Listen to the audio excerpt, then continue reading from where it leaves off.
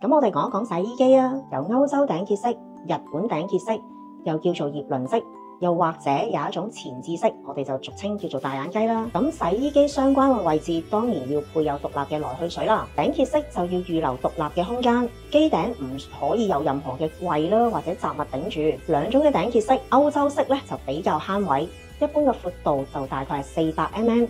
咁我哋好多時候做設計嘅時候咧，就會喺旗桿嘅尾位就偷個位嚟到放呢一種嘅洗衣機。至於前置式咧，多數就擺喺櫥櫃嘅下邊，就賺咗嗰個台面嘅使用空間。但係就要注意啦，呢一個咧一般嗰個高度咧就會有850mm嘅，再加上台面石啦，一般個台面咧就會去到成900噶啦。可能相對一啲身材矮小啲嘅人咧，咁呢個高度就會偏高嘅。咁啊，如果唔想咁高嘅話咧，可以選擇一啲可以飛頂嘅型號。飛頂之後咧，個洗衣機高度大概就820mm啦，又或者可以選擇洗衣機嗰一個位置同其他嘅廚房台面咧做一個起級嘅設計。咁至於機身嘅深度啦，以前大眼雞咧一般都有600mm咁深噶，再加埋後邊條去水喉咧，好多時候都會突咗出嚟啊。近年咧都出咗多一啲比較薄身嘅設計，可以去到470mm咁薄。咁呢個空間有限嘅廚房咧，就可以偷多少少位嚟加大個通道位啦。